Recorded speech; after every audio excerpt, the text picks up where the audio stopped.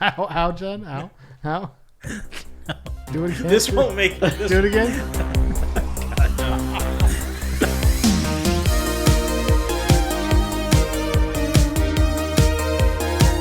Welcome again to another episode of Enter the Nerdom. I'm here with Stan Morenzini. I am Klaus. and we have Klaus as a guest today. I am Klaus. Hello, Klaus. I am Klaus. No, it's Watson. Hello, Watson, and hello, Klaus. I'm Chad Cook, obviously, as we all know well, and obviously, yes. And we're here once again to cover everything within the nerdom, under the dome of the nerddom. And we're going to be talking about some stuff we did over the weekend. Yes. And which will entail spoilers. Just a heads up for everyone, because I know there's been people saying, give us a heads up about spoilers. Yeah, we're terrible about that. But spoilers. Yes. I mean, come on. It's been out. It's been only a couple days. You've had 48 hours. You've had enough time. He gave him the excommunicado hours of John Wick. Wars are fun, less time. Come on. Okay. But John Wick, we're going to be spoiling a lot of, or all of John Wick, pretty much. Yeah, pretty much all of it. And was there any other movie we were going to... No, right? Just that's about it. That's all that really came out. That's the biggest one that's been come out. Yeah, I mean, we're all watching Mario next week, so we'll talk about that. We'll be talking about Mario, and we're going to... be talking about some other stuff that popped up in the news, and WonderCon that we were able to go to over the weekend. So. We all went to WonderCon Saturday and had a really great time. I think it was a really fun event. It was a lot of people out there.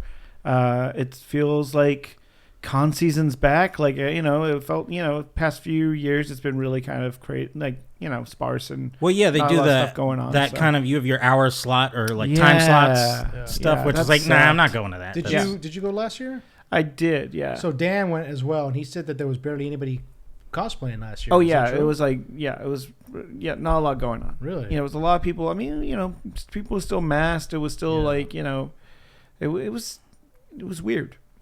It's weird to try and because everyone wants to have fun and get together, but it's at the same time where everyone's scared to get sick. It is weird to see a convention like that with barely anybody cosplaying. Right. Yeah. I've never been.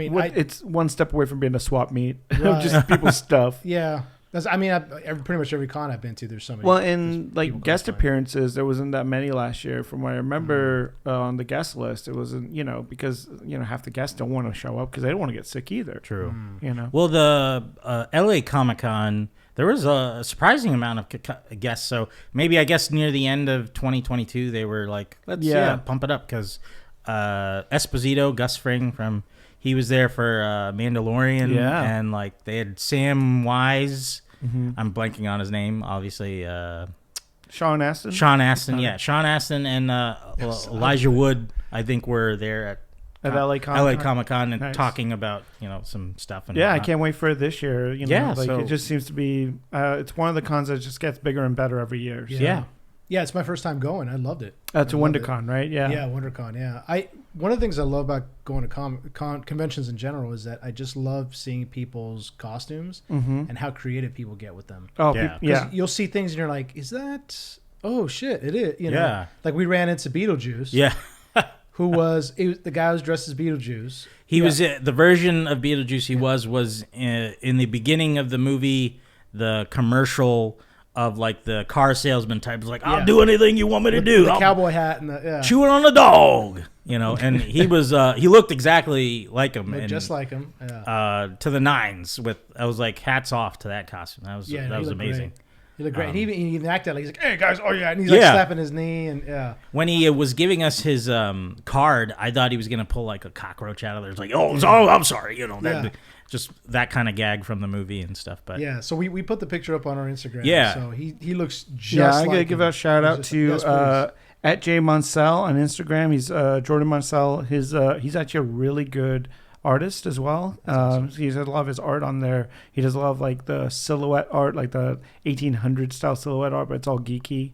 So nice. Yeah, it's really cool stuff. So it's a shout out to him, man. Yeah, absolutely. Yeah, you did a great job. Yeah, it was thank you for taking a picture with us. Yeah, and just being 100% in character the whole time.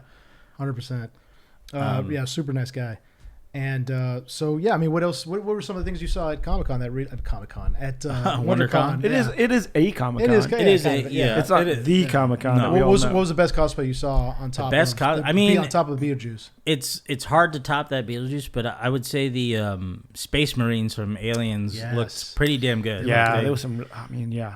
But also, I can't see it. It's hard for me because since I'm a big sci-fi geek. I would also say the Ghostbusters. I mean, it's just... Shout out to LA Ghostbusters who had a booth there. And they were awesome. And yeah, I mean, there was so many... I love seeing people crafting their own stuff like that and taking the time and getting really detailed. Like, there was some really great Mandalorian warriors there. Yeah. But they were doing... they weren't just taking stuff from the show.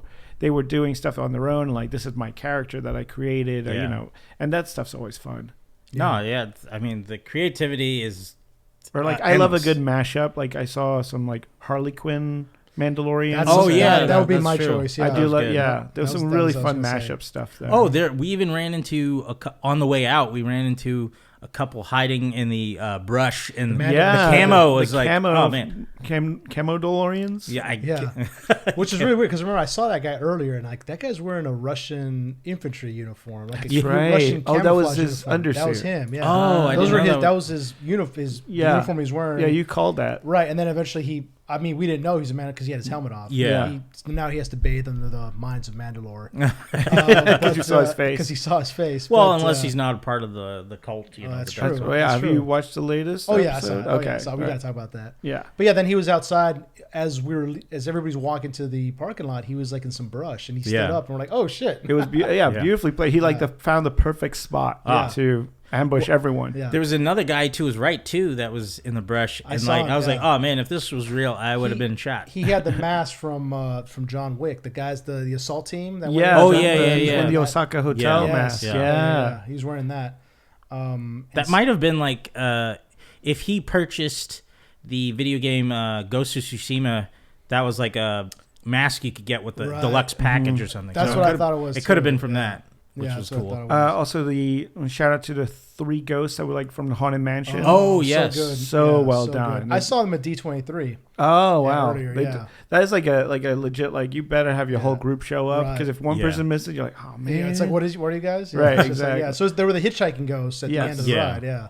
Oh, not to forget the we didn't grab her name, I don't think, but she made the Wall-E robot that was roaming around. Yeah, there was a Wall-E robot. That was amazing. It was a full-scale Wall-E robot roaming around. Like we've seen the R2-D2s before. And they also did the pit droid on the bicycle. Oh yes, which was that blew my mind because it looked like I was like, okay, Wall-E, I've seen a Wall-E and it's on little tank tracks and stuff, but this thing was just it was like on a little big wheel. It was awesome. Yeah.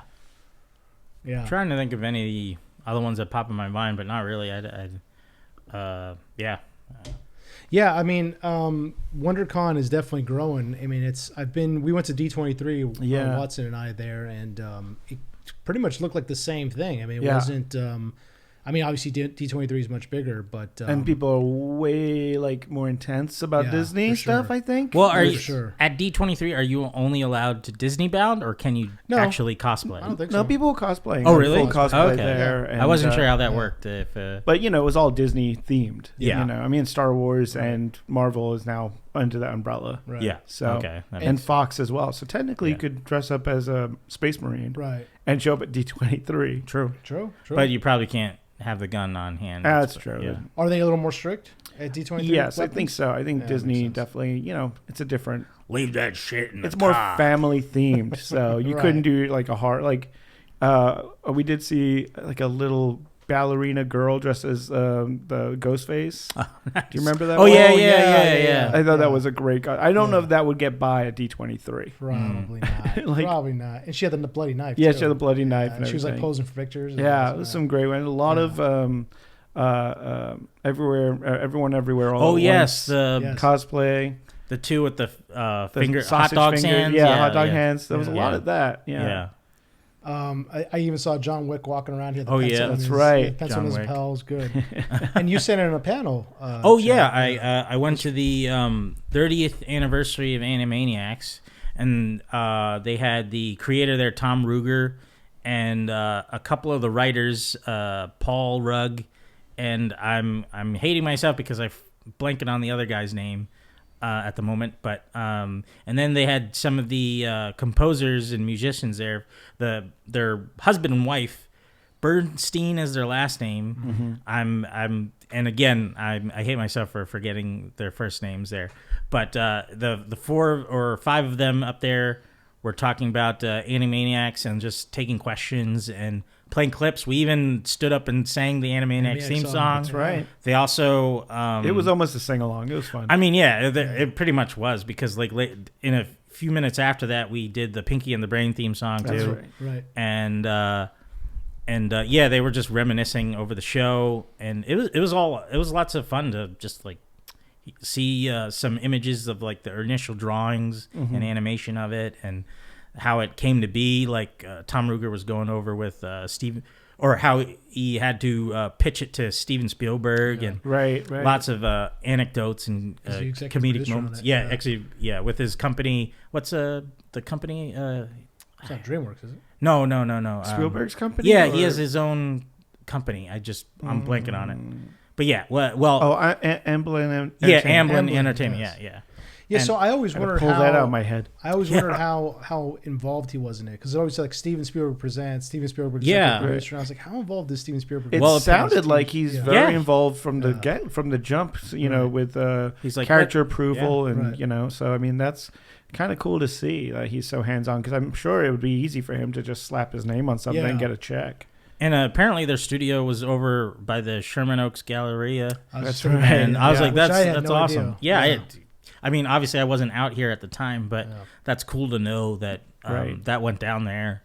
And they love to play the Terminator 2 video game. Yeah, in the arcade. One of my favorites. Oh, yeah. That's great, yeah. I even had the home game version of that for Sega that Genesis. Yeah, Genesis, baby. Genesis, baby. But, and they had their booths in the Artist Alley, and Tom Ruegger and Paul Rugg were down there to talk and take pictures and sign autographs and stuff.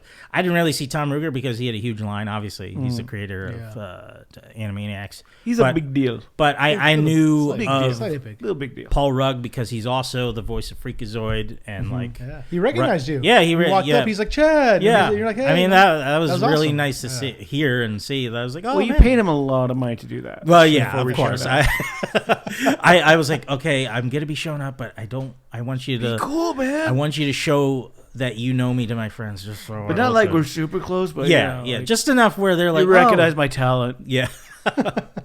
But we were talking a bit, and it was really cool to meet him in reality instead of just texting through, commenting on stuff and all that whatnot. But I got him to sign my DVD. First season DVD of Freakazoid, and I bought a Freakazoid shirt. I should have wore it today, so we could probably take a picture. Oh yeah, but I posted it on. Well, actually, I posted on mine, but I'll post it on. Sorry, hey guys, I know there's some pictures. Hey, no, I know there's some pictures you guys didn't post on it's true. there. It's true. So don't you see? This is why we need to invest in like a green screen shirt. Yeah, that you can just put on and we just plaster whatever picture on top. Exactly. Pen pending. But apparently, I was disappointed because I didn't even know it's the 30th anniversary for Freakazoid as well. Oh. But that was on Sunday. The panel of that was on Sunday. So I was like, oh damn, man. I can't believe I didn't know that. There was so much going on, like going through the list, the schedule of all the panels. It was so much. Yeah, it was really, they decked it out, which was great. And even walking in the hall and going from booth to booth, like there was so much there that I was like, I'm glad I went for one day, but I could definitely do a 3-day pass next year. No, there was plenty that we probably didn't see there. So, and then we also got to visit our friends panel. Friend Tiffany. Follow the Yellow Brick Road on Instagram. Yellow Brick Girl. Follow the Yellow Brick Girl. Yes. Excuse me, Tiffany. Let's get that at Follow the Yellow Brick Girl. She's calling in right now to yell at us. But yeah, she had a panel with a bunch of other Disney bounders. Yes, Disney bounding. For those who aren't in the know, is it's basically it's kind of cosplaying it in the park because cosplay's kind of frowned upon at Disneyland because they do have in theme park characters. Yeah, well, they won't let you and in. they don't want little kids to get confused. Right. You know, if there's like multiple. Well, if the kid gets confused, he's dumb. Well, yeah. Get him out of here. Kids are dumb, guys. Trust me, I have one. No, but it's. I'm kidding. I love him. But, you know, they don't want to, if there's multiple, you know, Cinderellas or whatever, you know, there's some kids can be like, what? There's supposed to be one. And so Disney bounding is a thing that came about, I guess they said like 10 years ago. Yeah, I think that sounds about where right. you use basically color blocking. You use the same colors as a character to kind of show your love for a character, you know, so you'd show up in a dress or a suit or whatever in the same colors or styles as a character. And it's taken off. It's a huge thing. And Tiffany has been at it for, you know, they said I think 8 years online at least. So that's, I mean, it's a huge chunk of her life. No, and like they get very creative with how they pull off some of the characters they choose to do. And I've over the years that I've seen what Tiffany has created, I was like, oh, this is it's almost like that much close to the costume. Like you just tweak it a little bit more and it's there. Okay, if you could Disney bound as any Disney character, which one would it be? That's a tough question. I'm throwing it out there. You know what? I would be I forget his name. He's the villain in The Great Mouse Detective. It was like Basil? Or no, Basil. No, isn't it Rasputin? Rasputin. Yeah, Rasputin. Oh, yes. Oh, I wasn't sure. I'm not sure how I put it off, but the cape. I think the cape is a big part. That's of it, a good one. That's a good one. That is a good one. All right, Stan. Stan, I know you're not really a cosplay guy, but I think you know there's the Star Wars is involved in that too. Star Wars is involved in that. You could do like I think I'd go with Han Solo's like vest with the white shirt and the black pants. I'll try to pull something off like that. Yeah. Let me ask though, if we removed Star Wars, we removed Marvel, and you had to choose a Disney, who would I go with? Huh? Yeah. I would probably, you know, I like your Great Mouse Detective. I'd probably go with the main character because I love that movie. Yeah, no, it's that fight at the end between when they find, because the entire time they think he's a mouse, but he's a rat. Yeah. I think that's a very underrated Disney movie. It's one of my favorite Disney films, actually. I have like a some animation cell phone. Man. Yeah. Really? Oh, wow. Yeah, my buddy gifted it to me for Christmas one year, and I was like blown away. Oh my God, that's all. Speaking of cells, the WonderCon, we came across a stand that was selling all these animation cells, and but we were just biting our tongues of just our wallets. Yeah, here's the thing. It's like, God, this is anyone that puts on a con. Don't do it close to the end of the month. Yeah. Because, you know, that's when we're all looking at our budgets going, you got to hold back a little bit. You got to hold back a little. Yeah. But and like, a lot of those cells were beautiful. So they had a whole box of Batman the Animated Series. And I was like, oh my God, there was a beautiful one of just Batman himself. There was another one of him arresting Harvey Dent. Yeah. Yep. Oh, there was some good. There was a Joker one I saw in and there. That's the thing is like with stuff like that, they're like $500. Yeah. But you know they're not making any more of that. You know what I mean? Like you can't, you can reproduce it, but that was like, and it's the original cell. It's got the writing on it from the, you know, whatever it is, like this belongs here, whatever. Like it's got the artist. And you know there was thousands of them. I remember we were talking about it during that day. We're like, you know, how do you think they got all these? They're probably like at the end of the show back in the 90s. They're like, we're gonna do all this shit. I'll just throw it in the garbage. Just toss them. Yeah, and somebody was like, I'll take them home. I'll find out what to do. Well, yeah. I know WB. That's the whole in La Bamba, right? That's like part of the story was him taking the animation cells from the studio. But I know WB does a sale like every year, and like this past one I went to it and. It was around the same prices, and I was like, I can't do it. It's an investment. No, it is. It's like, I think people are finally getting around to that idea of like comic book art, animation. It is art. Yeah. It's the same as a Picasso. It's the same as, you know, not price wise, but since not everything's drawn anymore, it's getting, you know, it's going to get harder and harder to find those pieces. But before we move on, who would you Disney bound? Oh boy. All right, not doing Marvel, not doing Star Wars. Oof, it's hard. It's tough. I know, because Star Wars I was like, the beachfront Andor. You know, when he's like little strolling on the beach before he gets arrested. He's got little capri pants. He's looking all... I'm like, that's me. No, but if I had to do... I think I would do Cheshire Cat. Okay. Ooh, Cheshire. Yeah, that's a good one. That's a good pull. The pinks and purples. Why not? I like You that, you could actually just wear like a striped purple sweat tracksuit. There you go. Yeah, it's a onesie. Onesie, yeah. So I was, because I'm always curious about these things. So I was like, so I asked Tiffany, because apparently there's a person who started it. Yeah. Oh, She yeah. was on the pod. Leslie K is her name. Yeah. I guess on Instagram it's Leslie AK. And so she was the one that originally started it. It started as a blog, and then of course it transitioned to Instagram.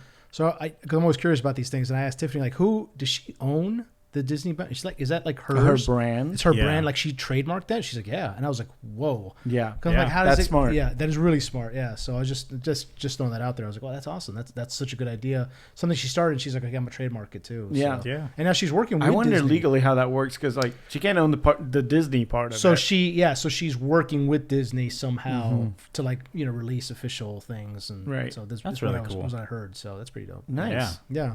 Anything else at WonderCon that really stood out to you guys as far as some of the art? Oh, so you bought some toys. Oh yeah, I did. Yeah, I spent a little money. I saw it.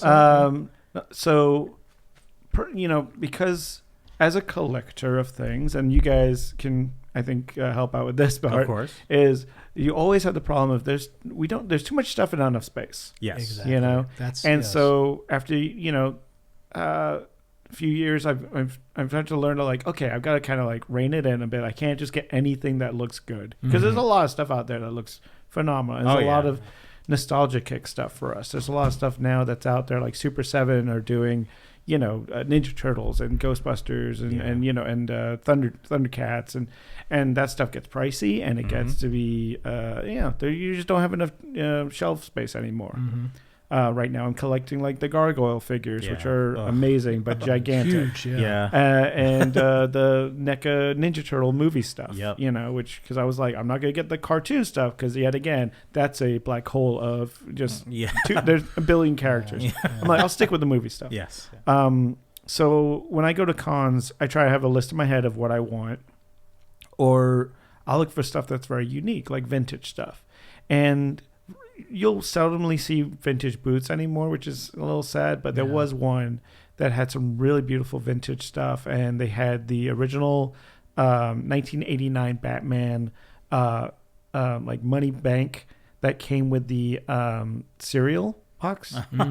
So if you back in the 80s, 89, you bought the cereal, it came with a little plastic Michael Keaton to put money in, and they had those there, and I was like, I need that. Don't ask me why, but I need it. So I got one of those. I got a Michelle Pfeiffer Catwoman cup from Batman Returns from McDonald's. Yeah, and, I had the Batman one. See, it was like one of those things they were just giving away back then, and now I'm like, I want it. Yeah, and I saw it was like they had wrapped in plastic too. It's beautiful. Yeah, it's pristine. Yeah, so it looks really good. Yeah, that's the things, like you can find that stuff on eBay, but you never know the condition. Because it's been sitting in someone's closet for 20 years or whatever, 30 years now. So I got those things. I got some pins. We got some great Rocketeer pins. Oh yeah, big. Night, it's everything. Early 90s is high again. I got some awesome Rocketeer stickers. Stickers on your laptop nice. Right now are awesome.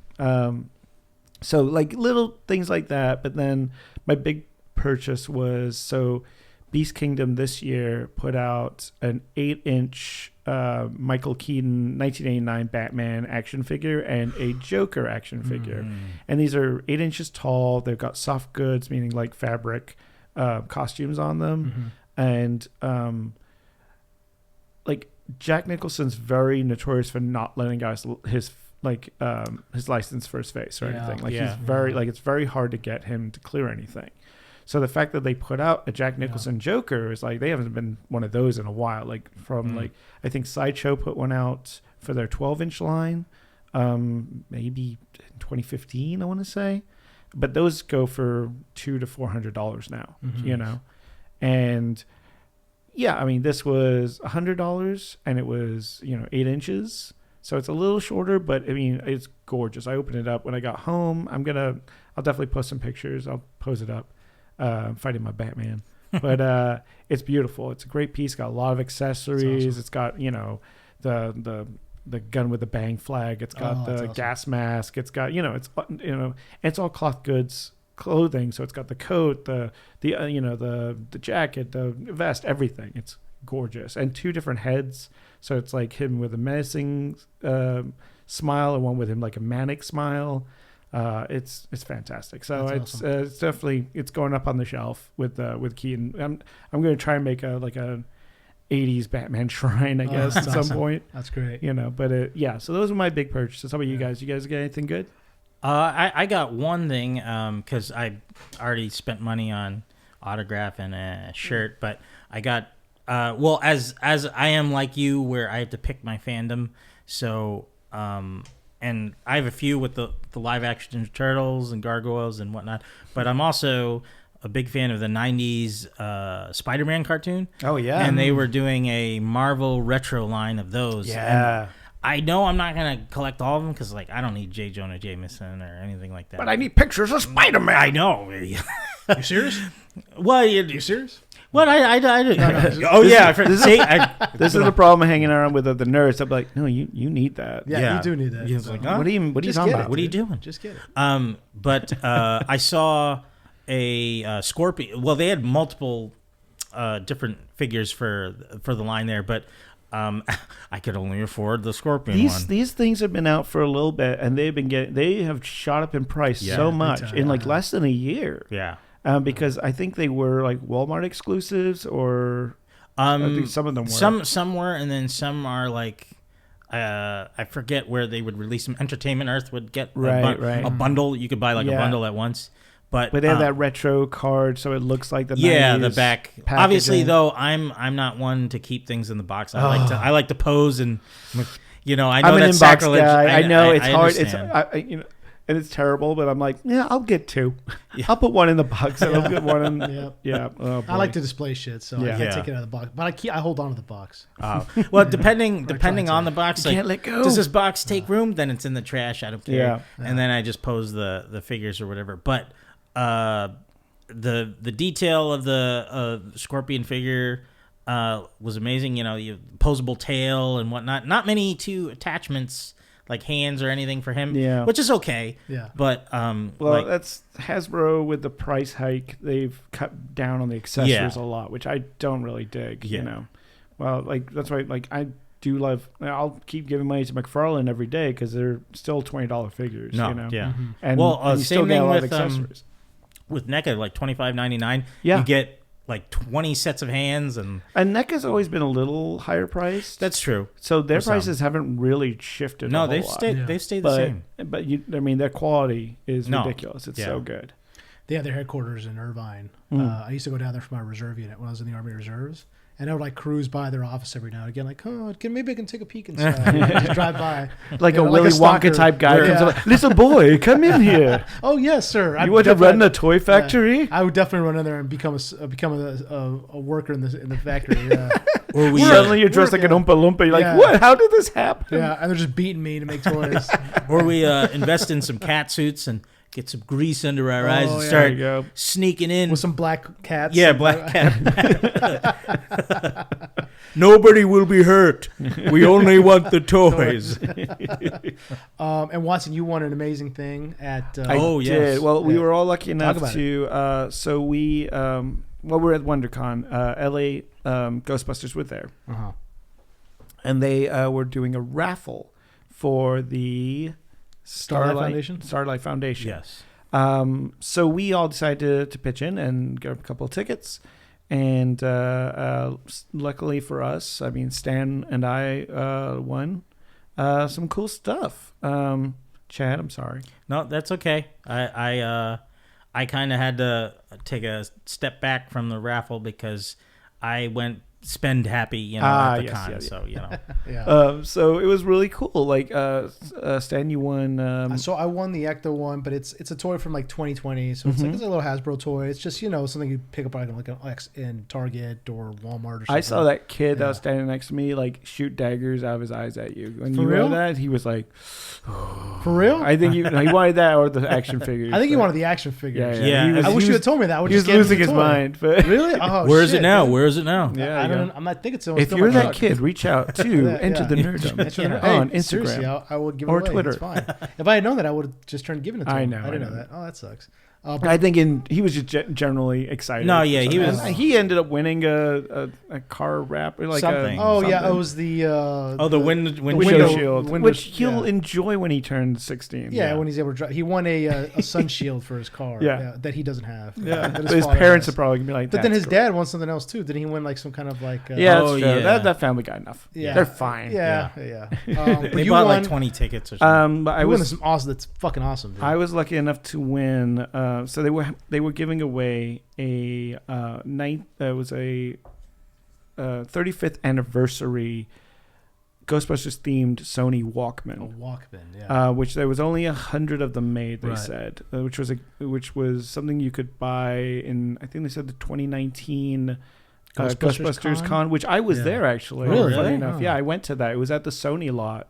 In the summer of 2019. Oh, that's where they had oh my God, who sings the Ghostbusters song again? Ray Parker Jr. was there performing live, yeah. And he performed like that song for like 19 minutes straight. Yeah, like it was the longest. If you saw the go video on YouTube, and watch the video, he does not stop. Like it's like everyone's like, okay, we get it, and he's like, who are you gonna call? And you're like, well, because the whole song never plays usually. It's only right. the big. You like didn't realize how many verses and choruses that song's got. But yeah, I got to go to that because originally when I signed up for it, like it wasn't a Ghostbusters thing. It was another convention, and they kind of combined the two. So I went there going like, oh, I'm going to go for the signing for this other con, and it was like just so happened to be Ghostbusters. But it was really cool, and it was awesome. Really cool to see a lot of people in Ghostbusters cosplay, and they had the Ecto 1 out there. That's and awesome. They were prepping for, at that point, Ghostbusters Afterlife was supposed to come out in 2020. So I think they did the trailer reveal there. Oh, you're right. You're right. They did. So it was really cool. It was a cool event. But so they made 100 of these Sony Walkmans. And I won one. Nice. And it's sitting on a shelf right now. And you've already taken it out and gone running with it? I have not. I haven't even cracked the plastic. Yeah, so they said that like the last person. I'm scared to open this thing. The last person that had one was able to sell it for $500 on eBay. Yeah. So something like that. So, but man, it's funny because I told my sister, like, I won this cool thing. She's like, so you sell it yet? I'm like, no. Like, there's only 100 of these. Right. Like, there you again, it's the collector in me of all like, it must be mine. Yeah, of course. Yeah. So it's great. I'm glad that you won something because you went and I was so shocked. Yeah. I was surprised. Well, you and Chad are much bigger Ghostbusters fans than I am. I'm a huge Ghostbusters fan, but you guys are much more. You guys know a lot more about it than I do, especially the lore and the tech. Yeah. So because you guys both bought, and we talked about it on the podcast, you guys both the bought Hasbro Hasbro packs. packs. Yeah. Well, That's I mean, awesome. and I think I talked about this on the podcast too. But when I was a kid. I mean, when it said, what do you want to be when you grow up? Ghostbuster was like my first choice. Like, I thought it was a legit job, like a career option I could go into is busting ghosts. Like we said, kids are dumb. Yeah, exactly. I mean, when I was a kid, they were like, Ghostbusters was trash man? Is that what you want to be? Like, well, Ghostbusters was up there, but for some reason, this will be weird to say but like I didn't know the term demolitionist, and so when someone asked me what I wanted to do, I was like, I want to blow up buildings, and I was like, that's not good. Okay, so, can't say that nowadays. No, of course, no. I wanted to be a demolitionist where they demo buildings to cave in on them because for some reason I thought it was all cool. I also wanted to deliver packages with Baloo the bear, but who didn't want to do that, right? Because you get to like surf on a little thing and behind then fly the around plane. on the Sea Duck. Sea Duck. Did you have the as a kid the Ghostbusters jumpsuit with the Slimer that is like imprinted on the? No, I didn't have the jumpsuit. I had the proton pack and I had the slime pack fromGhostbusters 2. Okay. Slime pack. And I had the trap, which from the animated series. With the the air pump. The air pump. It was the best. I had that, but I also had the pack where you hit the trigger. It was from the cartoon version. Yeah, the cartoon version costume and I would be in my backyard all the time pretending to catch That's ghosts. what I did. I would walk around. I remember I have a memory of like going into like an old hotel with it was like we were at a hotel for like a wedding reception or something, and me and my cousins like broke away from the reception to this little like area that was like dark, dimly lit, and we're just like, we're gonna hunt some ghosts, guys. Like we didn't know what we were doing. Probably gonna get murdered. We wouldn't know. Dumb kids in the 80s. Ghosts. Yeah, you become ghosts. Yeah, exactly.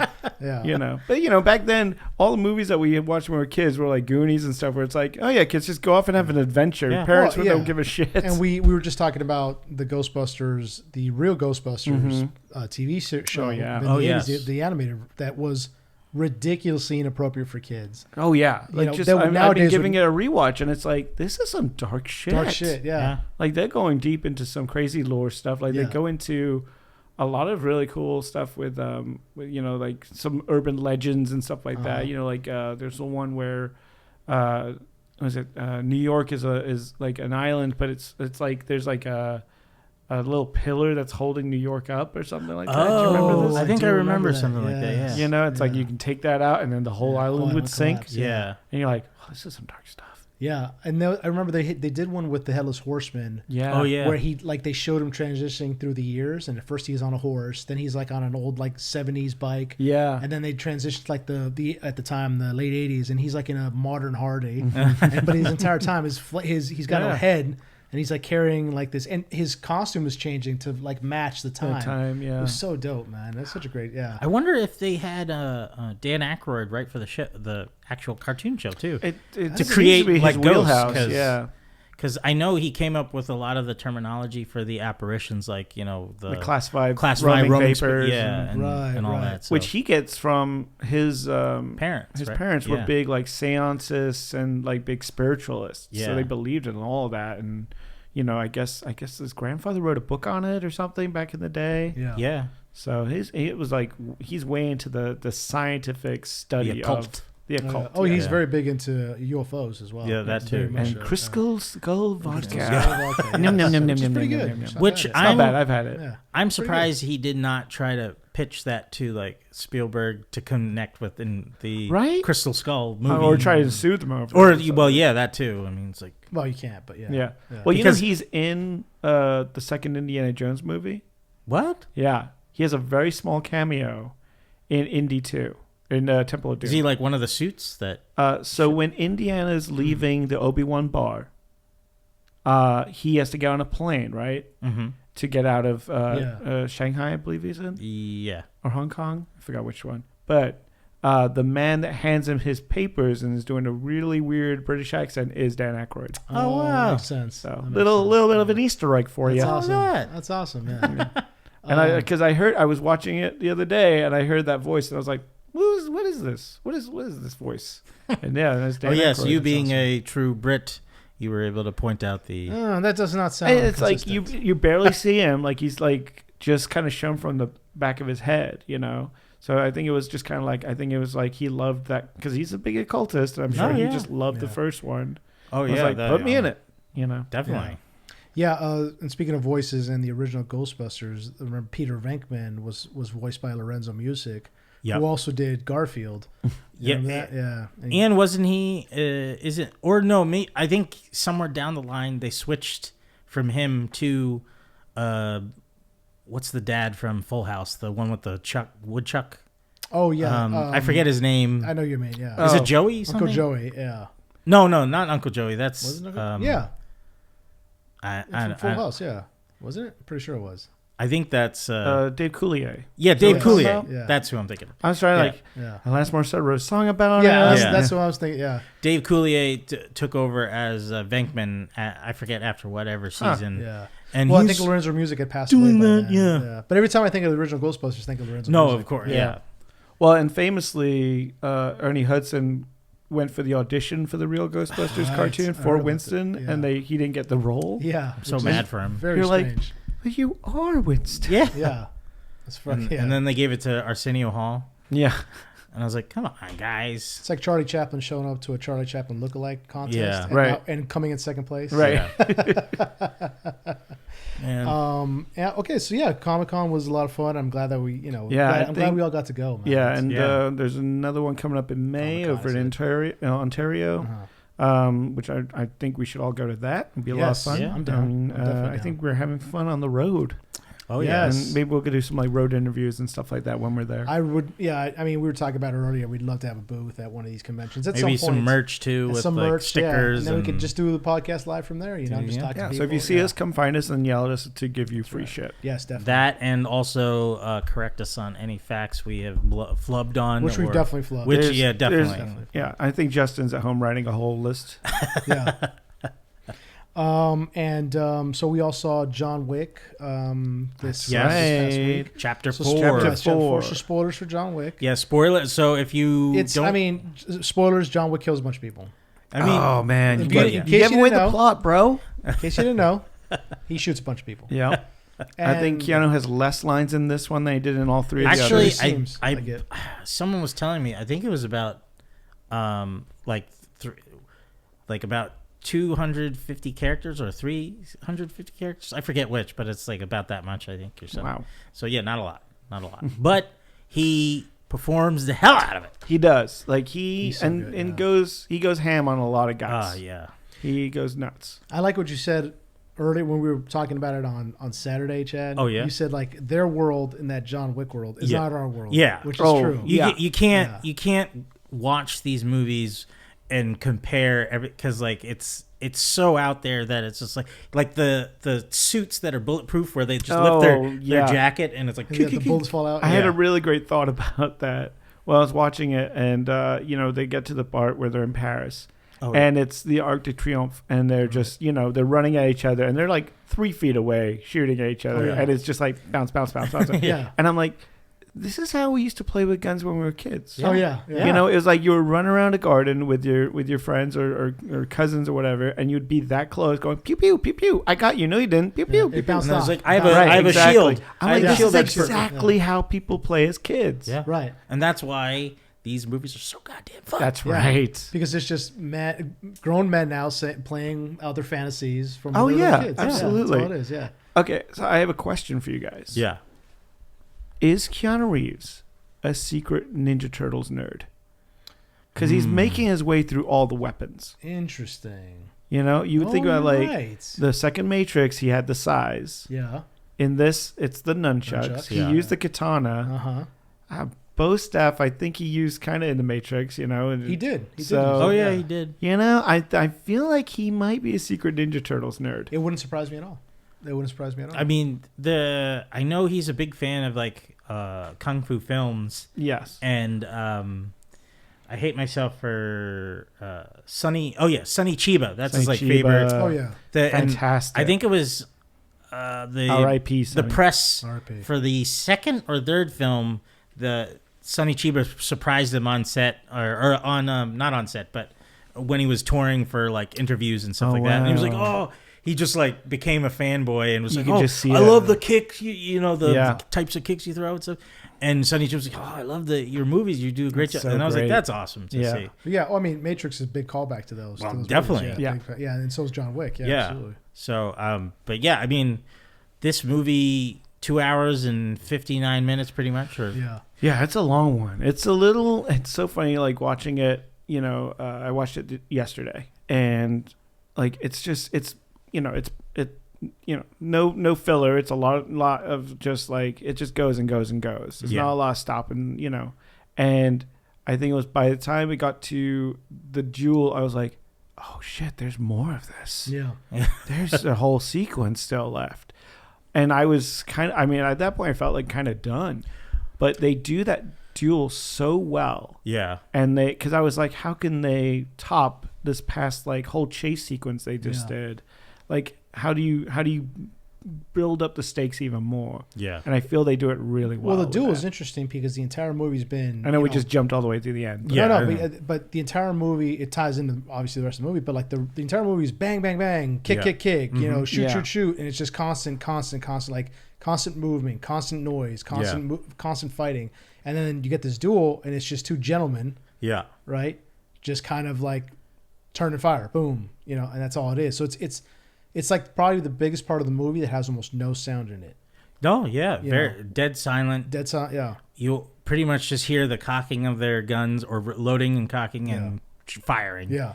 And it was. I thought it was a nice juxtaposition of all the action that led up to that point, and it's something just as climactic, but it's like pulled back where it's like, oh yeah, this was all this just to set up this one moment, and I thought it was done perfect. Like I wanted even more. I was like, oh man, it's over. We're at the duel already. But I was like, I was appreciative that we were there because the action as throughout the movie, as Keanu was getting beat up and just bombarded. Oh god, he's getting ripped apart. I think that was also for the audience because I was like, I love action movies and I wanted more action, but I was just as exhausted as Keanu was going up those stairs. Definitely. And just I felt the same as him at the moment. I was like, oh man, he's gotta. Yeah. It's like. Well, it's funny. That scene is great. I mean, he's fighting.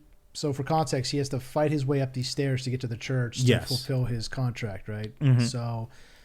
So he gets finally pretty much to the top of the stairs and he gets kicked down and he rolls all the way down the 222 flight, steps. 222 steps, basically 200 steps. Yeah, because he's like 15 steps away, and he lands all the way bottom like in this fall, and he's just like laying there like that's it, I'm done. Yeah, you know, he's pretty much already given up. But luckily. Donnie Yen is there. And he's like, I need you to get up. And he fights his way up. Yeah. Donnie Yen, can I just say, is a rock star. Yes. Like he is so charismatic in this film. He like the first scene he comes in, he's just kind of got a weird bad wig on. Yeah. And, you know, and just like you don't need to use me anymore. And just like, and then the first fight in Osaka where he's just like eating soup. You know, just he's just chilling. I kept thinking of the Simpsons bit where it's like when the the guy in white is like, why is he not doing it? He's not doing anything. You know he's gonna do something cool. Yeah, that just kept playing in my head. Man. But he's just such a rock star. It's ridiculous. And I'm like, how many blind fighters is Donnie Yen gonna play? Right. Well, I was just thinking the exact same thing because when I was watching him, I was like, this is Rogue One all over again. Yeah. And he's got that same. All you have to do is just take that character and put him in Rogue One or vice versa. And it's the same guy. It's just like, you know, I'm centered and I'm blind, but I know what I'm doing. I'm going to say that this movie handled a blind character way better than Rogue. And I love Rogue One, but they didn't know how to use Donnie Yen. And I this think is what you wanted. This is what you wanted him to be. And like in the fact that Chad gave him, not me, obviously. I wish I was the director. Just talking to yourself in third person. Yeah. Chad liked this film. Chad thought it was good, but no, the director Chad Stielski, he worked on the character with Donnie, and he was like, but let's work this out because I want you to, you know, like the character. Yeah, little things of him tapping to know where things are, or using like the doorbells. Oh, the doorbells are so genius. Just to kind of figure out line of sight and stuff. Yeah. It's so great. I think it was great at one point, one of the thugs comes up and he brings him like a phone. Or I mean the card, so he can read, because it's Braille, so he can see who am I targeting. So he brings him a card with John Wick's name on it. And so he has it on a tray, and Johnny Yen reaches out and hits the bottom of the tray because he doesn't know where it's at. He's blind. And then he finally kind of he feels around and then he reads. You know, he just reads Wick. And that grounded him, even though obviously what a lot of the stuff he did was like superhero like. He's Daredevil in this. But the thing was, it grounded him because he still had to make sounds and hear certain know when people kind of are get coming. His bearings. Yeah. And he knocked it up. I've been watching him for years from his like Once Upon a Time in China appearance and like on, and he's like, I'm so glad that he got to be in this big of a movie over here. I mean, the last probably big movie that he was in here would have been Shanghai Nights when he was like one of the bad guys. Oh wow. Yeah. But obviously that one didn't do as good as the first film. But I like Shanghai Nights. Yeah. But no, Donnie Yen, so good. Hiroki Sanada. Hiroki Sanada is I always, whenever I see this guy, I know that we're in for a great time. Yes. Because he is a phenomenal actor. He needs bigger roles. He needs to get his flowers. Like, this guy is amazing. He's been amazing since, you know, he's yet again, he's like a giant movie star in Japan. Yeah. And I always feel bad because he gets in these Western movies, and it's always for a small scene, or he's in Bullet Train, and he's great in that. Right. He's great as Scorpion in the Mortal Kombat movie. Yeah, he's great in. I don't know if you saw the movie Life. No, I never saw. It's kind of like an alien. Oh yeah, ship. yeah. Okay, he's in that. He's in Sunshine as like the captain of the spaceship there. I mean, he's great. Don't forget Last Samurai. Last Samurai. I thought that's one that made him big in the U.S. Yeah. But have you ever seen a movie he was in called Twilight Samurai? I've heard of it. I've been meaning to watch it because so good. It's been on a list of like top samurai films to watch, and it's been on my list. Yeah, it came out about 20 years ago, and it takes place towards the end of the age of the samurai. Yeah, but he plays a samurai who is pretty much broke. Yeah, and now he kind of works as like a bookkeeper and accountant in one of the castles. And people kind of like look down on him because like he doesn't have much money. He has but he's a very sympathetic character because he loves his daughters. Because his wife had passed away, so now he's raising his daughters, which at the time was very unusual for a single man to be raising his daughters. Right. And they even say like, why don't you get remarried and have a woman look over your daughters? He's like, well, I like raising my daughters, I like spending time with them, I like seeing them grow. So it's like it's a great. And then eventually he's sent on this mission to kill a member of the clan who's kind of disrespected the clan, and there's a great fight scene in it. And he goes in there with two swords. He goes in there with katana and then the short sword. But he actually had to sell the katana to raise money for his daughter, for his his wife's funeral. Yeah. And the man that he's sent to kill, originally they're talking and they're getting along, and he's like, I understand why you came here. I know I'm disrespecting the clan, but then he sees that he brought a wooden sword as a katana as well. And he's like, how dare you disrespect me? And then that's when he attacks him, and then he's forced to defend himself with the short sword. It's a great movie. It's not very much action. No, yeah, I heard but it's definitely a man who is very dangerous, but now is looking for a more peaceful life. But is kind of pulled back into this. He's so good, and he's so good. Yeah, and in John Wick 4, he has a beautiful sword fight with Donnie Yen. Oh yes. And when that scene started, I literally was like, what? Like I was losing my mind, and no one else in theater was like reacting like me, and I was just like, don't you get what you're watching right now? Like this is amazing. But a lot of people don't know him from anything but a few things he's in the U.S. Like the Ip Man movies. Those were the recent big ones that hit the U.S. I don't know if any of them were produced in the U.S. The Ip Man movies. I think they were all. It's all about Bruce Lee's sensei. Yeah, and they did about 4 of those. Or 5 because I think there was one with Bruce Lee. And I've seen the first 2. Yeah, but no, I mean not sensei, mentor, because sensei is Japanese. Oh yes, So, well, before we get letters, but I always thought it was really interesting that in the sword fight between the two, he's using katana because he's Japanese. Yeah, Japanese versus Chinese. Fighting and Donnie's style. using a straight longsword, which just tends to be Chinese. Yes, and which was really interesting. Straight pointing method versus like the overhand slashing. Yeah, exactly. And that's how he stabs him. He stabs him with just straight up. Yeah, whereas it's so like you see their moves, and both those guys are taught. Like you can tell they put the hours in. And, for this, I think that probably a lot of people were disappointed by that fight because of how quick it is. But they're so skilled how fast both of those guys move. Right. And it amazing. Shows the dynamic of both styles of fighting. Yes. Because at one point Hiroko's able to actually get Donnie on the ground because he has such power coming down, slashing down. He is actually able to like knock him off his feet. Yeah.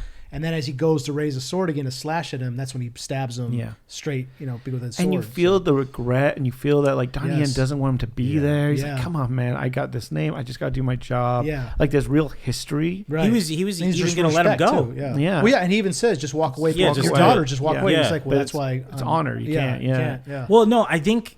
See, a lot of people thought, or at least from people I've talked to, a lot of people thought he charged him because it was for honor.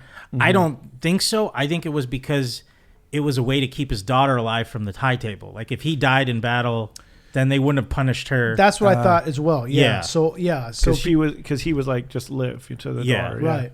Right. Yeah, it's such a great fight. It's a great. I'm going to say that this might be the best looking John Wick movie out of all 4. I mean, it's beautiful. The Osaka section was gorgeous. The Berlin section is gorgeous. like the fight with the water and the millions of goths just kept on dancing while bodies were dropping, which was a little weird. Too, but yeah. I mean, I've seen the memes about also the fact that he killed God knows how many people on the stairs, and when he rolls down, there's no bodies. Yeah. I guess they cleaned him out. Yeah. But and then the overhead shot when they're going in, when there's a scene where they're fighting inside. John Wick is moving through an apartment. Yes. And he's just blasting these dudes with like these flame rounds. Yeah. And it's just which an I wanted to shot. talk to you about because I know you're our gun aficionado, if you will. But is that a real thing, like incendiary rounds like that? We have incendiary grenades, right? Things that you can actually shoot out of a weapon itself, like a phosphorus type. Yeah, I mean, so I'm sure that something like that exists. The Army, the military, I should say, the U.S. military is probably not allowed to use it though, because it goes against the Geneva Convention. Yeah. You can only use phosphorus for certain things, and that's usually only artillery rounds. Yeah. But you can't use our phosphorus artillery rounds against civilian targets. Mm-hmm. So, like, if you were let's say you were trying to hit a certain target, you could use them to an extent to kind of try to burn your enemy out. But even that's a gray area. Mm-hmm. You have to be very careful with that and how you use phosphorus rounds. So what they're using was phosphorus incendiary rounds to shoot at people. Most likely, I'm almost positive the U.S. military can't use those. But they look really cool. Yeah, they look cool. Do they exist? Probably. I've never seen them. Right. But the U.S. military most likely can't use them. I was introduced to those type of rounds through the Call of Duty games. They introduced Dragon. They call it Dragon's Breath, right? Because it's just like yeah. And, which I believe it said on the box when they were pulling the shells out. Oh, it did say Dragon's Breath. I think so. I must have missed that part. Someone was playing some Call of Duty before they wrote the script. Well, actually, there was an interview of the top-down scene. Yes, and he was saying he was inspired by a video game, and a lot of people were saying Hotline Miami, which is a top view game where you go in room to room blasting people. But there's a game that came out a little bit after it, I think. It was called the Hong Kong Massacre, and it's the same type of play, but it has John Woo type effects where that's why I think he was influenced into using Dragon's Breath, because you get that kind of explosive look to your weapon. I mean, going for, because this was about 2.5 hours into the movie. Oh, and yeah. You've seen John Wick clear rooms every which way known to man at this point. Yeah. And then to go to this top down view, I was like, well, this is creative. It's different. Yeah. It's a different way of looking at action, which I really dug. And you saw people coming up and he fires through the walls and you can see through the wall to see what happened. And, I thought that was kind of neat. Yeah. Well, the whole Paris car chase sequence and the rumble in the circle, that was a majority of it was filmed by drone, I believe. Really? Because the way when he's shooting out the car and doing drifting, the drone was following him and tracking him the whole time. That's wow. And I was like, this is so it's him. It's amazing. Yeah. You never see that double come in. Although I'd say the only double that he had was when he got hit by a car multiple times. Yeah. He gets hit a lot by a lot of cars. A lot. Yeah. I wonder and falls off a lot of roofs. I wonder how they filmed that scene when he's rolling down the stairs. I don't know if that was a real person they used or that was some type of He might have done it. Did you laugh during that? Yes. Yeah. It's so ridiculous. It's so crazy. Because it just keeps going. It's they go for oh no, we're not going to cut away. It's just him rolling downstairs. And I couldn't help but laugh. Well, I think it's just they set it up with he fought so hard to get to that get to that spot, and then just going all the way back down to the bottom. I was like, oh no! The whole theater was like, oh mine too. Yeah, it was great. It was a great movie. I highly recommend it. Yeah, and it's a good send off. Do you guys think he's spoilers? Do you guys think he's actually dead? Well, part of me thought the words that Ian McShane and Lawrence Fishburne had at the end, it sounded almost like they were winking at each other. That's a what little I thought. bit like he's living a peaceful life. But throughout the movie, you did hear characters you're not going to find peace in this. Yeah, setting up he is going to die at the end. The only way peace he's going to have is when he dies. So part of me thinks he's dead, but Lionsgate now is talking about a John Wick 5 because this one did so well. Yeah. So either he's just living a life somewhere, but I don't know how they bring him back into the fray because he just got out. He's free. How I would do it is I would say, so he survives. Yeah. But he moves someplace where he can probably hide. Yeah. when there's not as much attention. Like Mexico would be a good setup, right? Mm-hmm. And he gets involved with, again, it would be like a Rambo scenario where he finds a nice family and, he's cool with some kid. Yeah. And then the cartel takes him, and now he's got to fight his way through the cartel. I think that'd be great. So you're not bringing the table back. No. This is just his own. So but I think the table's all over the world, so there's going to be a Mexican or at least a Apparently South American. 80% of the people that live in Paris are assassins. So yeah, exactly. Well, no, I will say this: I don't think all of them are assassins because that scene of the radio girl. Thank you very much for reminding me of that, Chad. I got to talk about that. Okay. Thank you very much for reminding me of that. The tower of the lady, like sending out the kind of the warriors. Warriors, exactly. Warriors, it was exactly warriors. Yeah. She even says boppers. Hey, boppers. Yeah. Because I think there are assassins. I love that. And then there are just gang members and regular people who just are on that like, channel. I want the money. Right. Yeah. When they sent out the word, those were just gang members. Yeah. Those were just guys hanging out. Because they didn't have bulletproof suits. They just had regular like gear. Yeah. What'd you guys think of the Mr. Nobody or the tracker character? Yeah, he was okay. I mean, it was an interesting setup. I think he kind of felt a little out of place sometimes. Mm-hmm. I think it was an interesting character, especially because they kind of had mutual respect towards the end. Yeah. And he used his dog to, good effect. And every single time, like, somebody would aim their gun at the dog, the entire audience was like, no! Or when that henchman threw the dog into the car. Yeah, everybody's like, no! The entire theater was like, no! Yeah. Like, it didn't matter that 40 people just died. Like, whatever, dude. Yeah. A dog gets hurt? Definitely not. Don't do that. I'll say I really liked the character because I liked his notebook that he kept, and like he seemed like a character. Like, I don't know if he's a part of the table really or not. It seemed like he was just like a contractor. He's independent. Yeah, he was like an independent contractor. And so I like the idea that he waits till they get to a certain price. And I was like, that's really cool. And you could see his goal there was like, I need $44 million to get my house that I want. You know? And to a point, there were some parts where he was like, all right, he's not really doing anything. But I did like the whole dynamic with him and Skarsgård where, with the knife in the hand, I was like, oh, shit. Yeah, this is great. yeah. And it was intense because he was like crying towards it. Like he was in so much pain. And he was crying. I was like, oof.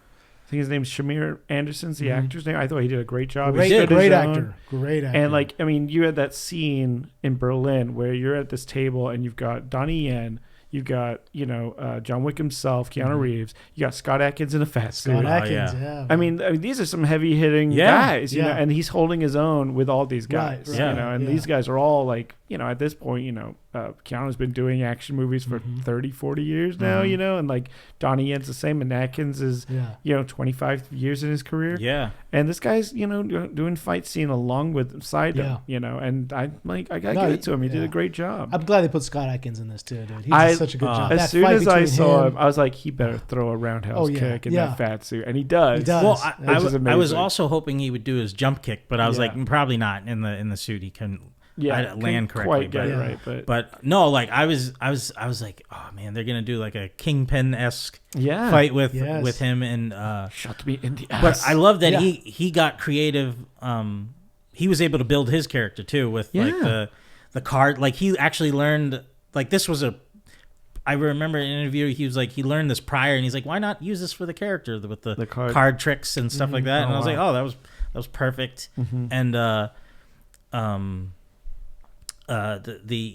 just thought his whole gimmick and his like empire with the club just fit with his German accent. Yeah, that stuff kind of felt very video gamey though. Like John Wick had to go to the old family who then sent him on a side quest to kill this guy, so then he could get the mark. Then the entire plot was very video gamey. It's like somebody took a video game and just turned it into a movie. Right. I will agree with that, but at least it felt like it was only that one part. Unlike, to me, the whole series of Mandalorian was like that for me. Like, or most of the series of Mandalorian felt. This is the like way. Fetch and go. Like I was like, okay, all right. Yeah. But I thought it was necessary to move the plot along. I was like to get him back in the fray so he could challenge the Marquis, and which I hope Skarsgård get to keep those suits. Oh my god! I think gorgeous suits. I think a majority of the budget went to those. Yeah, seriously, because the henchmen had really crappy suits. I mean, like all of them had like that. like shiny gray. Yeah. Well, it was very like French aristocratic. Yes, yeah. It felt like it was like royalty for sure. And he had like everything had glitter on it, and it was just like, man, he's pulling some like super villain vibes, definitely. Oh, before we forget, Lance Reddick, R.I.P. R.I.P. Man. Man. And it hit so much it hit even more because you go into the theater and you're like, oh, okay, he's in the movie. And mine had when I went Monday, it did have In Memorial. Oh, it did? Before the movie started, it had that as a credit. So I was like, oh, they must have added that post, because I know you guys said that then didn't happen with your I'm not sure if I saw that. But they asked Keanu Reeves on the opening night about him, and he got really emotional talking about Lance Reddick. And he was just such an amazing actor. I mean, I first saw him in The Wire, and he was just he stole every scene in The Wire. Yeah, absolutely. Dude, just so good in that. Fringe. If you ever seen Fringe, he's great. He dominates that show. He's so good. I remember watching that, going like, this guy should be Black Panther or something. Like, like he I wish he was regal, in Black Panther. He's got a regal feel to him. Also, there was a show on Comedy Central called Corporate. He played the boss of this company, and he knocked it out of the fucking park. He was really so good. funny. Yeah, like people forget, like he was a very good comedic. Like he's, I mean, I think it's all over YouTube and stuff. But the Funny or Die, Eric Andre. Oh stuff yeah, you're right. And the Funny or Die bit's great as well. Yeah, but he's so good. Yeah, and I mean, Yeah, it was a shock, and we lost someone amazing. Yeah, and you see his, and we lose his character. Yeah. And there's a lot of characters talking about him. Yeah. As Ian McShane says, like he was a friend. Yeah. And it does hit a little harder, because like we're not going to see him again. Yeah. Yeah, and he's definitely, even in the plot of the movie, he's a main drive for Ian McShane to kind of turn against the Marquis. Right. Yeah. The Marquis. Yeah. Also, the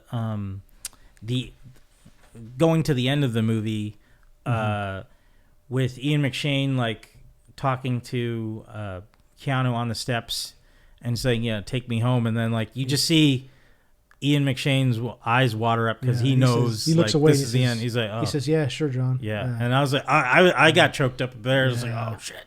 I'm just like, okay, he got shot in the shoulder, in the arm, and then in the side. I'm like, man, the girl in Osaka got like a gut shot and was just like walking around the subway with holding her. I'm like, is that really gonna kill him? No, it's not. Yeah, that's why I think they did that on purpose to leave it open. In case I think they're like, well, we'll see what happens with this. If people are still hungry for another one, we'll do another one. Well, he's coming back, and they're doing a spin-off movie called The Ballerina with. But is it a prequel? It is. It is. It's Anna Armas. And from what I heard, is set between 3 and 4. Oh, okay. Because I believe John Wick's going to be in there, and Ian McShane might do a cameo in there as well. I believe. And then I would wonder if they bring back Angelica Houston because she runs the ballerinas there. I think she's in there too. Yeah. Okay. So they've got that at least. That spin-off going to on hold for a while. Hold our taste buds while and another one. But I mean, after this, I was like, I don't know what you're gonna do to top it for another John Wick. Let me write it. Let me write John Wick 5. Mm-hmm. John Wick, Mexico. John Wick in space. Still Wick. By aliens. Vaya con Dios. In Mexico, right? Or John Wick falls through a wormhole and he's time traveling, taking out. By the way, if you didn't get the reference, Keanu Reeves says that at the end of Point Break. Vaya con Dios. Oh, yeah.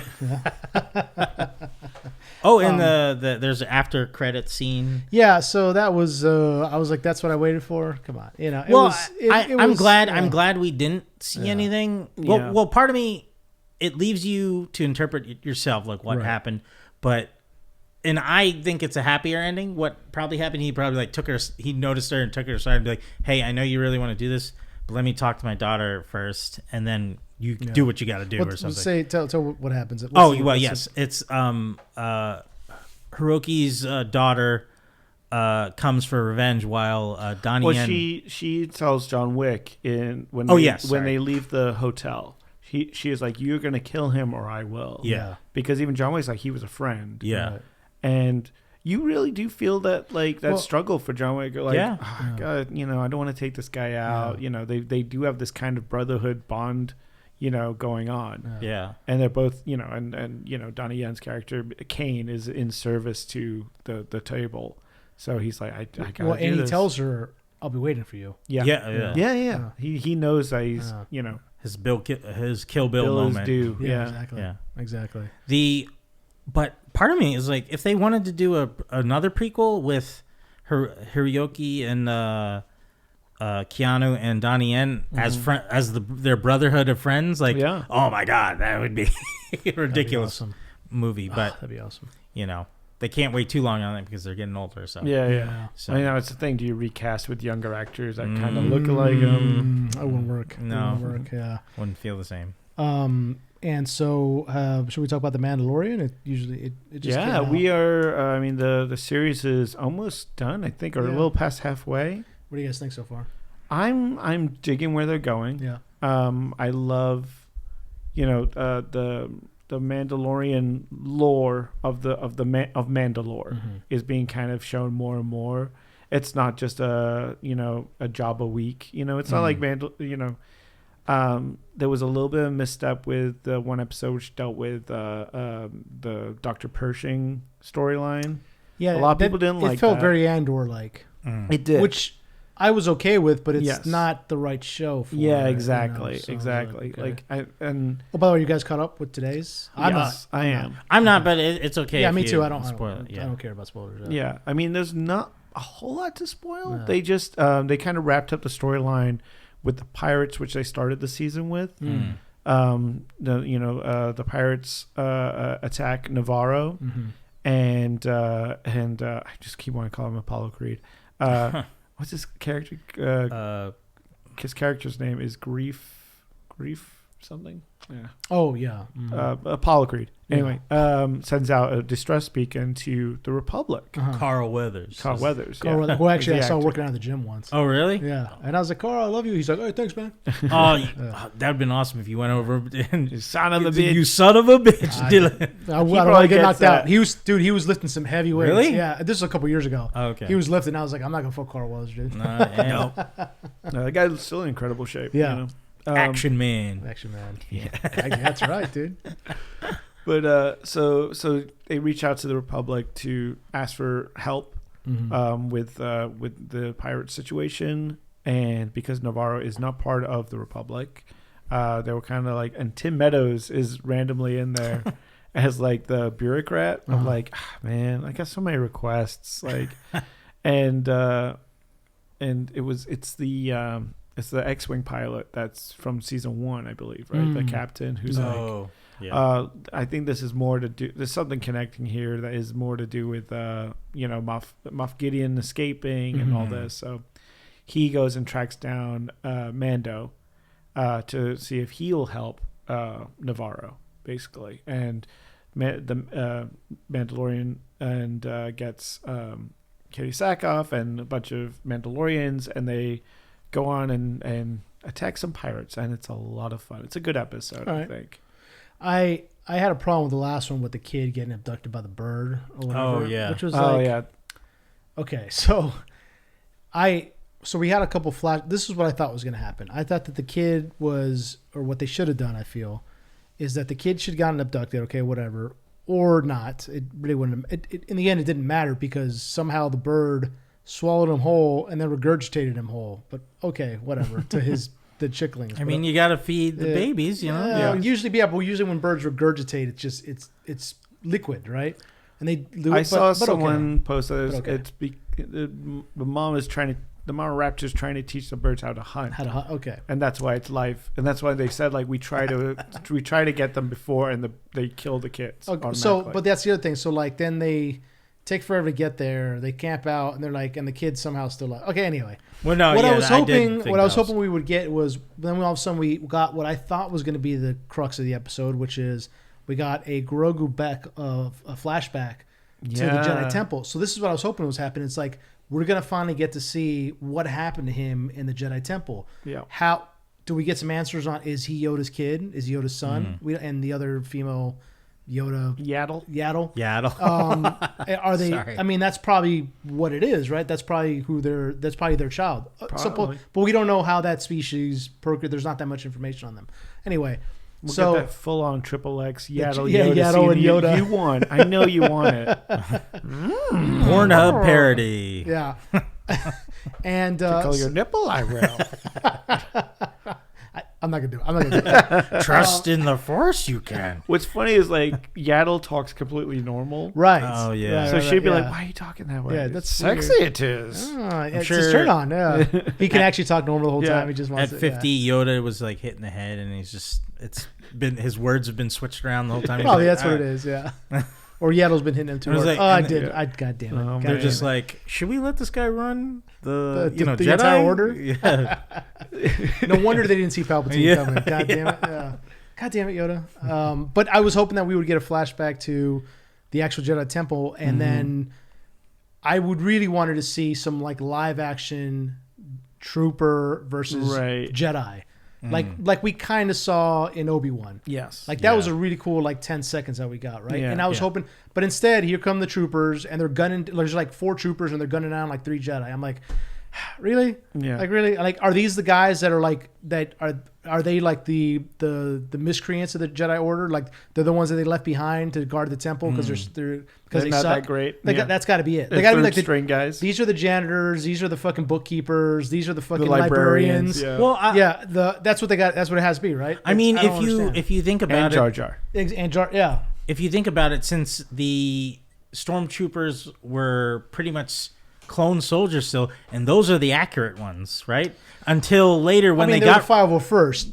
Yes. Yeah, I mean Yeah. the clones die off, and then you get the regular for hire storms. It's like, I don't care if I aim well, and That's true. You That's know, true. So you could kind of say they might have an advantage I get, over the yeah. Jedi. I mean, and I thought about that, Yeah. but it's just like, but these are still Jedi who No, I got you. should be able to handle themselves pretty well. But that's what I was saying. I was hoping that we would get, because it was just like, oh, you got 3 Jedi, all of a sudden they're just dead, and you're like, wait. I didn't even see him get shot. What happened? You know, it happened so fast. So I was hoping we would see, like, I get what you're saying, like the clone troopers are accurate, but I was hoping we would get some real, like, live action, like an actual brawl between the Jedi. I mean, yeah, that would be awesome. And the clone troopers. That would have been great. But instead, it was really quick. All of a sudden, there's a Jedi in, like, the elevator with Grogu who the camera pans over and he's just dead. I'm like, where the fuck did that guy come from? I didn't even see him get hit. Like, okay. And then that's it. Then it cuts away to this stupid chase with this kid that is still alive somehow. It's like, all right. So I was just disappointed in how the episode went. I was hoping that they either didn't do the side story about the kid, or they just went, okay, they're gone, Just and now and then just do a prequel. right? episode. Grogu is now a foundling doing his foundling training, and then they come back with a kid. Then we see some really cool Jedi backstory, and then they come back. Oh, the kid's fine. Okay, that's what I was. Instead, they concentrated on the kid, and I was like, I don't care. I don't care about this kid. I don't care. Well, I don't think the kid was really what you should. Well, it was the main focus. It was about he was the MacGuffin, right? Right. He was, He's the what you story gotta was get about to- what's her name? God damn it! Bo-Katan. Bo-Katan, yeah. Yeah. And I looked at you, Chad, and you're like, I don't know. I was like, Yeah, no, it was more of like her becoming part of that clique, Exactly, right? And yeah. like leading, like, yeah, she's a leader now. She's finding her way back to the Mandalorian order, I guess. That's our star. Shit, I forget the name from Battlestar Galactica. Oh, Starbuck. Starbuck. Yes, Yeah. that's our Starbuck. Yeah. Yeah, she's great in the show. Oh Yeah, yeah. Katie Sackhoff is good. I really think she should get her own, and then we follow Mandalore through her. Because It's possible. Because I don't, as much as I love, Pedro's Mandalorian, and then I like Grogu. I was like the jumping back and forth between his Grogu's flashbacks and Jedi stuff, and then going back to his Mandalore stuff. I'm losing focus. I don't really have a care for either. I'm like I'm the same way, Chad. Exactly. Yeah. So I think this season, didn't Jaren, the character that Pedro Pascal plays, his story has not really advanced a whole Yeah. At lot. all. yeah. You know, he's gotten Grogu back. He went back to the Coven. He did the, going into the waters to reclaim his heritage, and that's it. That's like, and that was done by the 3rd episode. Yeah. So now it's just a lot of like, all right, I'm training again. Yeah. you know? I mean, it feels to me like I'm watching this show this season, I should say, more out of obligation now than anything. Like I'm I haven't even watched it today. I know it came out. I was like, oh, I'll get to it. And then all of a sudden, you guys are here and we're doing the podcast. Oh yeah, I forgot to get to it. Yeah. You know what I'm saying? Like, whereas it used to be like, oh, it's Wednesday. It's on. It's on. You know, so I'd watch it in the morning. You know? I mean, but there's now no. it's like, I'll get to it. That's what it feels like. I just feel there's no sense of urgency for the plot. Exactly. It's just, I think, they need something to push it along or move it along. But with him not developing his character, or maybe diving more into his Mandalore heritage, exploring Mandalore even more, the planet itself, or the what's the dinosaur, the mythosaur? Explore that more. All that stuff's interesting, but you're just like, making some simple plots here and there and teasing flashbacks. It's like, either get to something or just, because I think you're wasting time really with so I like the show, but it's just like I really want more from it. Yeah. I agree. No, that's why I'm just kind of like, it's, again, I feel like I'm watching more out of obligation than anything else. I was like, don't become Boba Fett, okay? That's all. Yeah. And parts of it feel like that right now. Like with this last episode with this kid, I just like, this feels a little Boba Fett. Which isn't good. And so speaking of Disney, there was a lot of Disney news in the last week. Yeah. Watson, you want to talk about Ike? Ike Perlmutter. Yes, our favorite grumpy old man. So Ike Perlmutter today, it was announced, has been let go of Disney, or more effectively, they have downsized the department he was running, which was Marvel Entertainment. Well, it was absorbed? Yes. Right, by Disney, which is weird because they already owned it. But so Ike Perlmutter had, he bought the rights. He had everything Marvel from like the mid '90s. He owned I forgot what the name of the trading card company that he owned, but he bought Topps.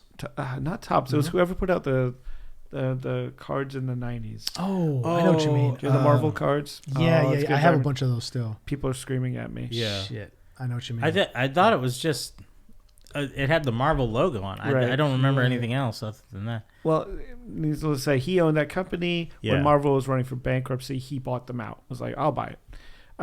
In doing so, he then went ahead and sold a lot. Which one? Upper Deck. Oh, okay.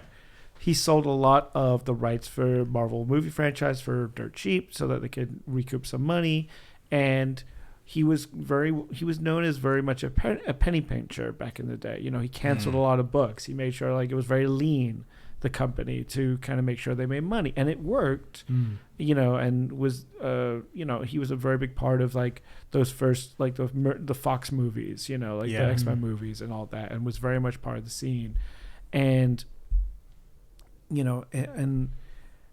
and his penny pinching was great at the beginning, but then it became more of a hindrance the more Marvel became bigger and bigger. It's expanded. And as Kevin Feige has kind of got more control, when they got bought out by Disney, it was Ike Perlmutter wanted Kevin should report to Ike, who then would report to Bob Iger, and it was Kevin Feige was finding it was like he kept like wanting to do stuff, and Ike would just veto it out. Like, no, we're not doing that. We're not doing that. Like, and Kevin Feige finally was like, he went straight to Bob Iger. He went over Perlmutter's and was like, I can't work like this. Like, every time I'm trying to make, I have to spend money to make money, basically, with these Avenger movies.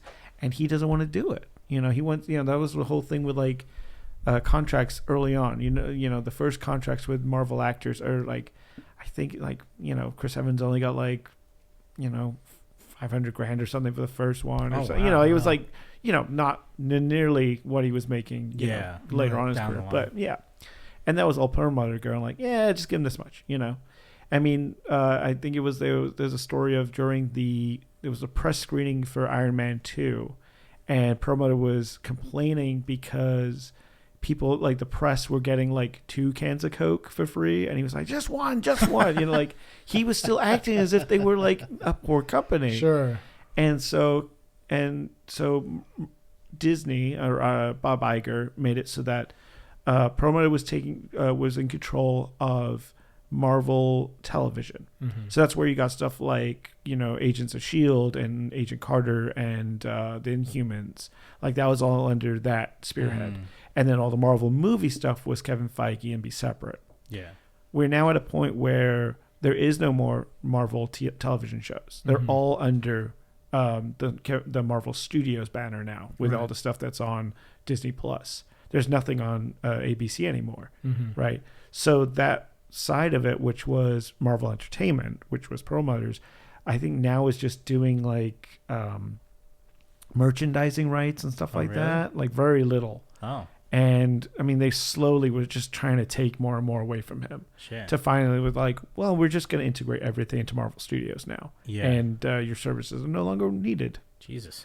And, you know, I think, you know, it's not going to hurt him to lose that guy. No. But, you know, he's 80 years old and a billionaire. He's going to be fine. Right. You know, and it kind of takes the shackles off a little bit of what Feige wanted to do. Well, that's good. Yeah. But hopefully he uses that newfound power wisely. Right? Yeah. I mean, there's been a lot of news coming out of Disney in general. I mean, in Marvel, Victoria Alonso was let go a little while ago. Yeah. Who was the head of Marvel VFX? VFX, yeah. And the story behind that is that some people think that she's more of a fall guy. Like she took the blame for some of the latest stuff they've been putting out, not doing well and not looking great. Like She-Hulk, a lot of people complain that She-Hulk didn't look great. That Ant-Man also has taken a big hit as far as making the money. It looks like it's going to lose Disney money. Yeah, it's going to lose at least some $100 million. Thor: Love and Thunder did not look great. Thunder didn't do great. Yeah, that was like one of the first signs of it. So it seems like people are saying that it seems like she was more of a fall guy. I don't know if I really 100% agree with that, because so Disney was saying that they let her go because she worked on Argentina in 1984. She's Argentinian. Yeah, and Disney was claiming that even though they let her work on the movie, that it took up way too much of their time. So she was let go because she was more passionate about these other projects than what she was originally signed up for. I mean, that seems like it was definitely an excuse. I mean, it definitely, if her being the only person let go it seems like it's total bullshit, you know. There definitely should have been other heads rolling aside from hers. Oh, for sure. You know, putting all the blame on one person is just for all that's been going on with Marvel lately. It just is that past seems few years, completely you know, unbalanced. there's been a lot of talk about the crunch that a lot of these VFX studios have, where they'll find out, you know, weeks before release of like, oh, we're changing all these costumes. Like you got to redo all this, and you know, and they'll get a month to do something. It's like we need 2 or 3 months to make it work. Yeah, well, I don't know, make it happen. You know. Yeah. So, and I'm sure there was it was getting more and more known and out there that was happening, and you know, I'm sure Disney are trying to save some face. Yeah. And so you know, you got to make a sacrificial lamb out of someone. It's crazy because she's been with the company since 2006. I read. Yeah. So since before the beginning. Yeah. You know, since before Iron Man. She's been on there. Yeah, so it's just so they did her. Seems pretty dirty. Again, I'm not 100% letting her off the hook because she is in a position of management. She does take on that responsibility to, if anything goes right or wrong, if you're in charge, you can't duck and dive. You have to take it. But there should also be other blame on side from her, because in the end, it's Feige that's you know, signing off on these things. Right. So definitely it's on him as well. And the other Disney news that isn't really getting reported is they're cutting another 7,000 jobs, is what I heard. Yes. Oh yeah. You know, so these are big firings, true. Right. But I saw that today from insane. And a lot of it's from the Burbank lot too. Yeah. I saw that on the news today. So one of our friends works for Disney. Hopefully he's okay. You know, I haven't had the opportunity to speak to him. Yeah. Yeah. So hopefully hopefully he still has a position there. And then just to jump off of that towards DC Comics. Oh yes. We have news, or at least inklings, of Matt Reeves' choice for Batman 2, a villain. That's in that I've been hoping for, but I think he's gonna stay grounded with it. Clayface. Ah, yes. And I was looking into it. The early we've been talking about this for years. But the early Clayface, apparently he was an actor, and he had this mask that could like a literal clay mask on his face. Yeah. So I can see him trying to pull that off, maybe. But Oh, so he's like a regular human. It was more like a Phantom of the Opera kind of thing. Yeah, that's interesting. But I mean, I am the animated series version is my favorite. It's so good. If they pull that off, I will be so happy. But I doubt. I remember. I mean, like I saw the news today, and I literally like swelled up a bit. I was like, "What?" Yeah. And my wife goes, "What's going on?" I was like, "Clayface is coming." And I remember being in high school and writing a Batman script. It wasn't good.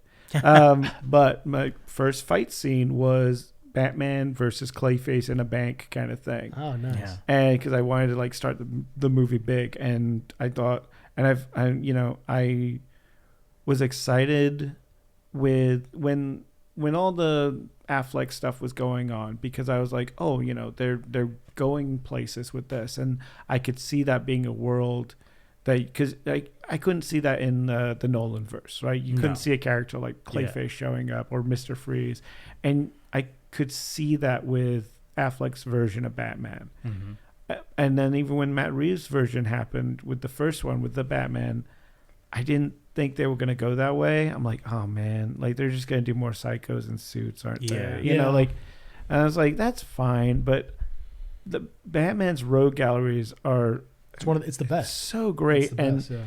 they you could do like someone like Killer Croc, and you could do and that's one thing, like Killer Croc was in the Suicide Squad Suicide Squad, and that's why I thought like, oh, we can go crazy with this, and to hear that they're doing Clayface gets me excited again. I want more wacky, I want more weird, I want more science fiction character stuff. From Yes. So I would love to see a serious Dr. Freeze. Yes. You know, I mean, we got one already, live action, but we're not going to talk about that. But but yeah, I mean, something along the lines of the animated series, that kind of like retro, like noir, like look. Oh, God, that would look so good.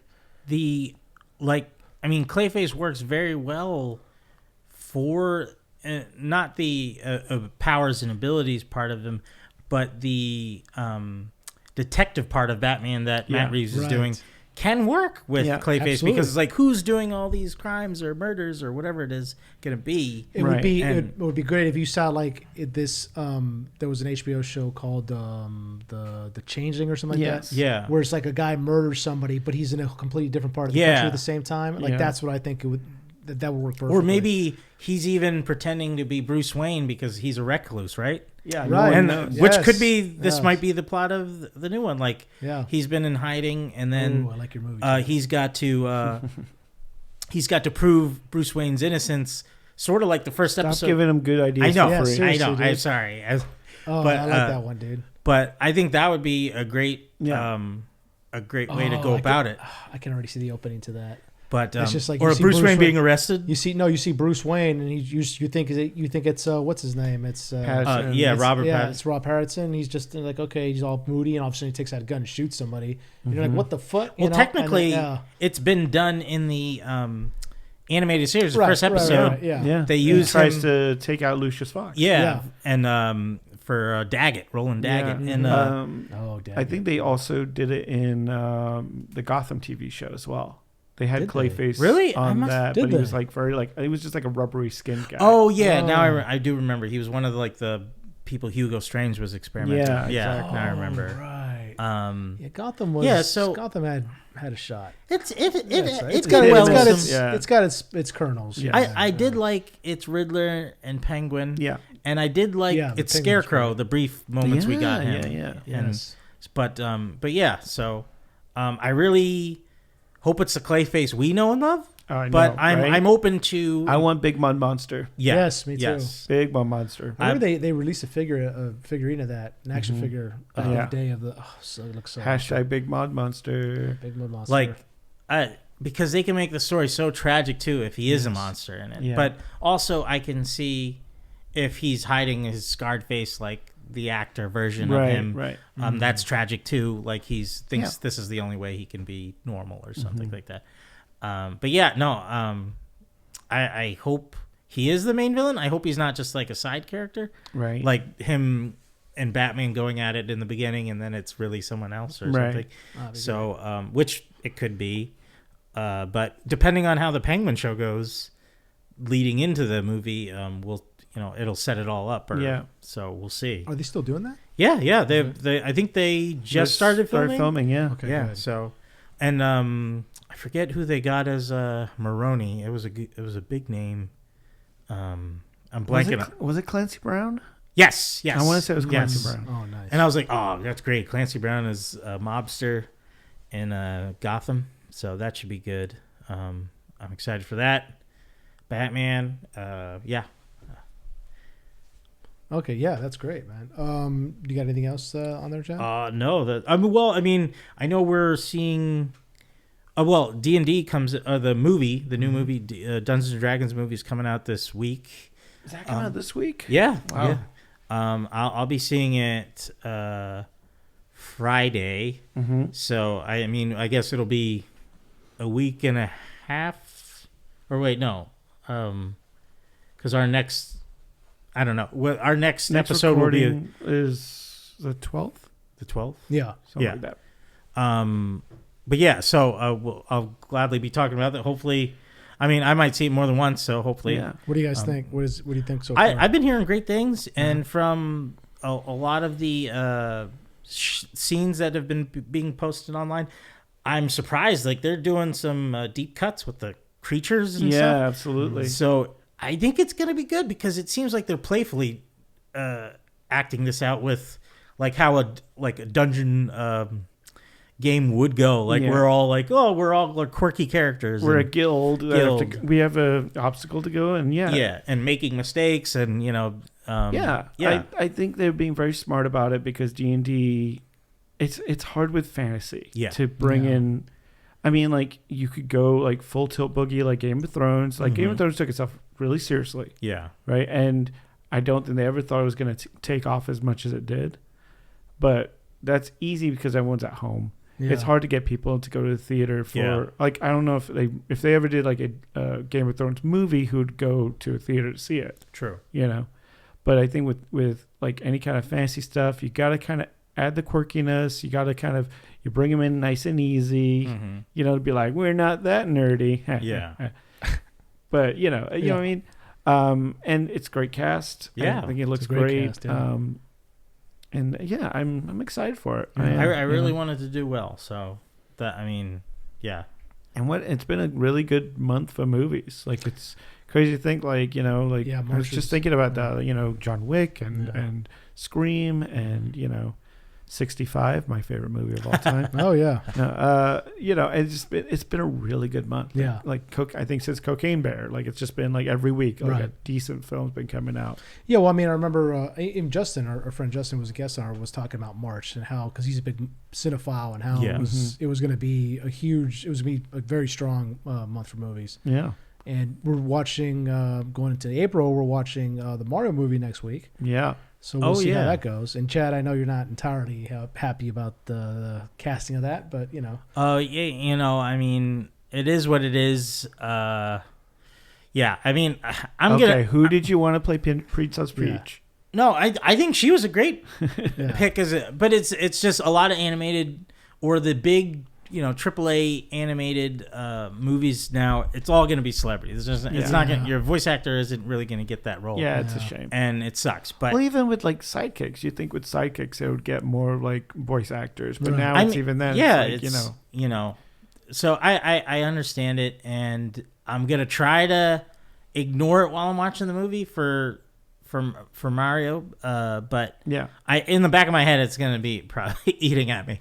But you'll probably hear big sighs next to you guys in the theater. Like, all right, okay. I'm sitting next to you, Chad. Yeah, I'm definitely sitting next to you. It's like, what the fuck is this shit? I'm just gonna take notes every time you say. But yeah, no. So there's that coming, and but Stan, you got something big coming up this weekend. This weekend? Yeah. WrestleMania? Oh yes! Right? Oh, wow, what's going on this week? Yeah, I know. So that's like more D&D? Yeah. So we talked about it in the last podcast that we had Dan on. So my friend, I had paid for his entry into Halloween Horror Nights. So he's like, "Well, I'm going to WrestleMania," and I was like, "Well, then we'll just trade off." Now he can't make it. His family's going on vacation, so he gave me the tickets, and I'm like. We talked about this last podcast, but I was a huge wrestling fan as a kid, not so much. but our friend Dan, and then I found out you as well, Watson, are huge wrestling fans. So yeah, we're gonna go this. I see it that's why I'm just like, yeah, I'm excited to go. But I was like, really, this weekend? I was like, oh wow. Yeah. So I'm still excited to go just because I've never been to a live wrestling event ever. Yeah. Like no, and the first thing I'm going to is WrestleMania. Which is pretty crazy. Starting with the big show. Yeah. And so it's gonna be really interesting to see. I can watch it on TV now, but like ever since I found out it's not real when I was like 11 or something, I was like, really? Like, oh, that kind of and so whenever I watch it on TV now, I'm kind of like, it's kind of, and the McMahons are troublesome as far as like personality wise, politics wise and all that. But like, so I'm just like, all right, well, whatever. So I'm not as interested in it when I watch it on television, but I think when I watch it in person, just like I'm not a sports guy. Like I'll watch the Super Bowl on TV and that's about it. It's like, I'll watch a Dodger game on TV if it's on, but I'm not going to sit there like, oh my God. Yeah. When I go to a Dodger game in person, I'm like, because you're connected. And and with wrestling in general, like the way the crowd reacts, feeds into what you're seeing. Yeah, because it is entertainment. Exactly. I mean, that's the thing. It's like live. Anyone that's like it's not real. Well, neither are movies that you see. Right. But this is. I mean, nothing's more 1-to-1 with a crowd than a wrestling match. Yeah. Because they are listening for chants. They're listening, like if a match is not going well, if it's boring, the crowd will tell them. Yeah. They'll say like, this match sucks. This match, I mean, you'll hear chants of thousands of people saying that. And the wrestlers tune into it, and they, it's pretty amazing. I mean, like, yeah, it's not real, but I mean, it's entertainment. It's like when you have a favorite character in a movie and you're rooting for them. Right. It's like I really watched during the 90s, the Attitude Era, and like The Rock and Stone Cold were my favorites to watch because they just sold the performance always. Like it never was not entertaining. Even though I knew it was fake and I was like, I know this is planned out, whatever, but they made it entertaining to watch regardless. Just like the People's Elbow, which is The Rock's famous move. Yeah, he made it up as a joke because he's like, I'm gonna run across the ring, create all this power behind me. Then I'm gonna stop and then drop an elbow. Right, which is like, and it's so dainty of an elbow. Yeah, but the crowd loves it. They go crazy for that shit. And he did it as like a joke to get the other wrestlers to laugh. Well, and I've started so recently on YouTube I rewatched the Mankind versus the Undertaker. The King of the Ring. Yes, and I had forgotten how crazy that match was. Like I remember watching it as a kid because it was '98. So I watched it as a kid, and I was like, I watched clips of it as a kid. And I was like, whoa, that's fucking like that. Kind of got me back in wrestling for like very. And then I watched it again just recently as an adult on YouTube, and I was like, oh my God, like this is insane. Like I'd forgotten about this. Like I had forgotten that the Undertaker picked up Mankind. I knew I remember him throwing him off the ring. I knew that, but then I'd forgotten that he climbed back up there. Yeah, and then he body slammed him through the cage, and he landed on. And everybody thought he was dead. Yeah, like because he wasn't moving. He had been legitimately knocked unconscious. Yeah, and then I was like, oh my God, I forgot about that. And then it keeps going. Then Undertaker jumps into the ring, and they start going at it. Yeah, and Mick Foley's tooth had gone. His incisor had gone through his mouth and was sticking out of his nose. Yeah. I'd forgotten all about all that. And I was like, oh my God, like this is crazy. Like this is how these guys sell it. Yeah. This is how they sell it. And the entire time, because they've interviewed Mick Foley, and Mick Foley the entire time was like, okay, like I got thrown off the ring. I'm getting carried away. No, like this, it's not enough. It's not enough. Like, so he's like, I got to get back up there. So he's like, I'm thinking, okay, I got to climb back up there. And they had practiced to get body slammed, but not obviously through the cage. No. Right. So then he falls through, and then he just remembers getting up in the ring. He's like, "Oh shit, I fell through the." He looks up. He's like, "I fell through the cage."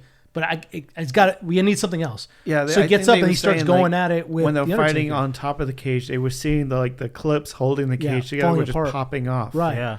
And he was like, "Oh man, we're just gonna, they knew drop." Yeah. Yeah. So it's just I had forgotten a lot about that. How much. Obviously, these are very athletic people, and how much preparation and just physical fortitude goes into these matches, man. It's just, it's insane. So I'm excited to hear. And these guys are on the road, 300, yeah. And then year. I know what's going to be exciting. I what's really going to be pumped up is the slamming on the mat. Boom, boom. Because like when I was a kid, that's what I used to love. It reverberates, right? Yeah, and it's gonna like you said, it's gonna reverberate through the stadium. And it's just and you're gonna so see. exciting. I mean, there's some great matches coming for you. I mean, like the. The Kevin Owens, Sami Zayn versus the Usos is going to be an insane match. It's going to be so much fun. Yeah, I've been reading up a lot on who's going to be there, and it's just And Cody Rhodes versus Roman Reigns, man. Cody's killing it. Yep. yeah. So it's I don't know. Who knows? I maybe come back to wrestling after this. Be like, I'm all in. I'm all 100%. I'm all 100%. Start body slamming you guys during the podcast, dude. We'll toss me a beer. Yeah, he's gonna have a ring in his backyard. I'll be like, Chad, let's go to the top of my roof. Throw me off my roof. Throw me off my roof. Yeah. Just body slam. But I did a gorilla press to my kid today. I picked him up and right over my head and just tossed him, and he loved it. Ridiculous. Don't call child services. He's fine. How you guys wrestle all the time, right? Yeah. Oh yeah, he loves it. He jumps. He'll get on the couch and jump off on me, and I sell it. He's like hitting me in the head. I'm like, Yeah. Oh yeah. The dramatic ways that the wrestlers, when they're even just slapping them in the chest and their whole body shakes violently shakes on the ground and stuff. It's to the point. It's comedy at the time, but it's still so enthralled. I was like, oh my god, he's whooping his ass. And what I really loved was like sometimes they actually like the fight you were talking about with McFoley and Undertaker, they actually got hurt. Oh yeah, there's a lot like I think when Undertaker did the tombstone to Stone Cold, like his neck got injured and he was out for like months or something. Like that. Brock Lesnar almost broke his neck trying to. It was a few WrestleManias ago, but he tried to do a somersault. Splash off the top rope, and he went to like a backward somersault, like he tried to jump off and land on the guy, almost landed like almost on his neck. It was pretty bad. He botched it up pretty bad. But they pull off the rest of the match like Tom Cruise finishing Mission Impossible. He's like, no, let's finish the scene. Oh yeah, when he shattered his leg. Yeah, so Tom Cruise should join wrestling. That'd be interesting. My god, that'd be interesting. That's his next movie. I mean, The Wrestler 2. Yeah. I can see it. I mean, a lot of celebrities do wrestle. Like Bad Bunny is famous. Goes in the ring. And David Arquette. Yeah, David Arquette. Yeah. I love that movie, Royal Rumble or Royal. I forget. Let's get ready to rumble. I think Ready to Rumble. That's what the name. Yeah. With Diamond Dallas Page and everything. Yeah. So much fun. But yeah. So DDP is a great wrestler and a yoga guy. I met him once. I went to one of his yoga classes once. A friend of mine came out here from the Army, and he's like, hey, I'm going to go. He came out here to L.A. for a vacation. He's like, I'm going to go to Diamond Dallas Page yoga class. You want to come with? I was like, well, yeah, sure. Went out there, met in a park. Super nice guy. Comes out. We did an intense session yoga. And then he hit you with a chair. He did the diamond cutter on me. And he knew my friend from, because he was like, following it at the time, Facebook, and so he recognized him, and he's like, "Hey, man, let's go back to my place, let's hang out." So I went with them. Oh my god! Yeah, so I got to meet him. We went to his place, and then he took some pictures of my friend doing like the yoga poses and things like that, because he had lost a bunch of weight, like obviously working out, but also doing the yoga stuff. Super nice guy, yeah, super nice guy, yeah. And I remember I asked a lot of the older wrestlers, like the Undertaker included, I think are doing Diamond's. His yoga stuff now to kind of because stay limber is a big part of as you get older. It's called regular yoga for regular guys. Yeah. So it was YRG, yoga for regular guys. Yeah. Nice. Yeah. But yeah, it's a super nice guy, and but yeah, I mean it's gonna be interesting, and I'm really excited to see. I'm really excited to see Dan's reaction. I'm just gonna look at over him. He's probably crying. Film him. He's probably crying the entire time. Yeah. Film him for the Instagram page. I definitely will. And then I'll be able to comment on like why I got nothing right now. But when that video is up, I will have something, Dan. I will have something for you, and I know you're listening, Dan. So if you guys have anything else? I think that's about it. All right, here we go. Oh, Chad? Jeez. Chad with the outro. Let's see what we got this time. And enter the Nerdom.